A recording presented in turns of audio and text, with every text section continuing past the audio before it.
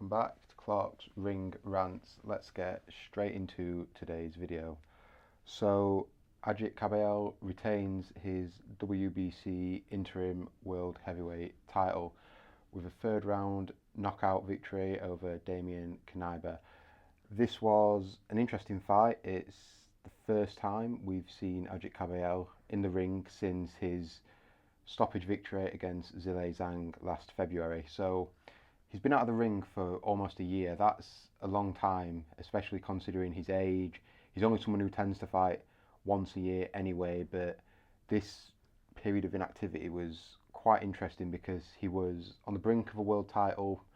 Many people thought maybe he might get that shot last year, but it just went quiet. We didn't hear from him. We didn't see him in the ring again last year. And then this fight gets announced, and it was against a pretty obscure opponent. I'll be honest, I'd not heard of him before I did some research into him and this fight.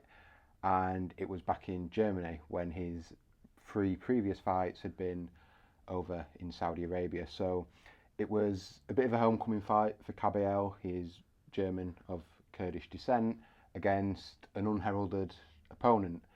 Now, it did turn out to be a little bit of a walkover job, but we weren't sure. Knyba came into this fight, he was unbeaten, he had a good record, high knockout percentage, he was tall, long reach, so on paper it could have been a difficult night's work for Kabayel, but he made easy work of it in the end. He stopped him in the third round. I think the stoppage was maybe a little bit premature, but the writing was on the wall. He was going to knock him out either way, and the referee stepped in earlier than he should have. But it's funny that because in the fight prior to that, on the undercard with Peter Milas and the German heavyweight, I can't remember his name, it's like he didn't want to stop that fight. That fight went on for about 30 seconds longer than it should have. There was even a point where Milas stopped and he gestured to the referee like, are you going to stop this fight or what? And then he eventually knocked him out cold, and the ref was still counting. He could have counted to 50 and the guy wouldn't have got up. So that was, in one fight you've got a referee letting the fight go on way too long, and then in the very next fight you've got him stopping it a little bit prematurely. But anyway, back to Kabayel and his fight tonight and where he goes from here. So, as we know, Kabayel, he's not the tallest heavyweight. He's around 6'3", 240 pounds. He's got an 80-inch reach. He's not the biggest, he's not the smallest. And he's often on the front foot in fights, stalking his opponents, trying to walk them down, and as he's become a bit infamous for in the last few years, working the body, and a number of his stoppages have come via body shots. So we knew what we're going to get from Kabayel. He's going to walk forward, he's got that high guard, he's going to walk you down, march there, hit you with those hooks to the body and try and take you out. Now, in this first round, I'll be honest, he was getting lit up. He was getting caught with jabs, uppercuts, straight right hands, and he was almost getting picked off. But I put that down to not necessarily a poor Kabayel performance. I just don't think he had much respect for his opponent in front of him in there tonight.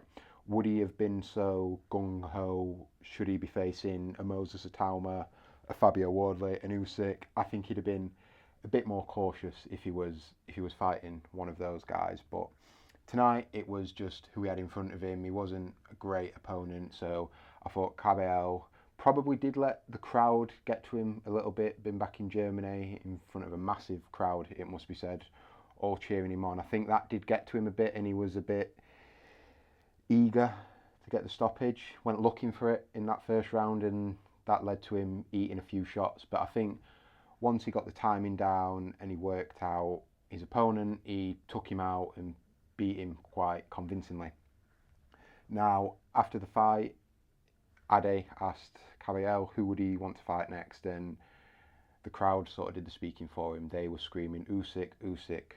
And that is a fight I'd like to see next. I think he's well overdue his title shot against Oleksandr Usyk.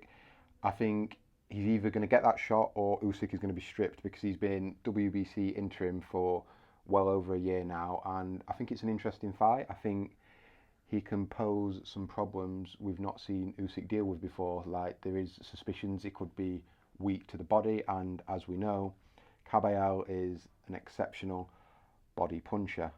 So that makes for an interesting fight. We've also got Fabio Wardley, we've got Moses Itauma, who fights later on this month. I don't think we're likely to get Kabayel Wardley. I think what's going to happen with Wardley, in fact, I'll leave that, I'll cover that in another video, but I've got my theory on where he's going to go in 2026.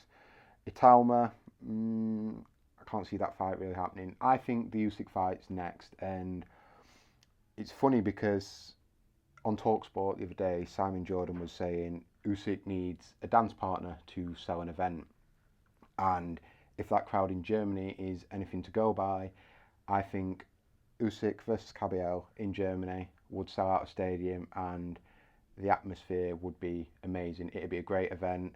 We've not really had many big boxing events over in Germany now since the Klitschko era, so it's good to see Kabayel bringing that back, and he could be the perfect dance partner for Usyk, like Simon Jordan alluded to in that TalkSport interview.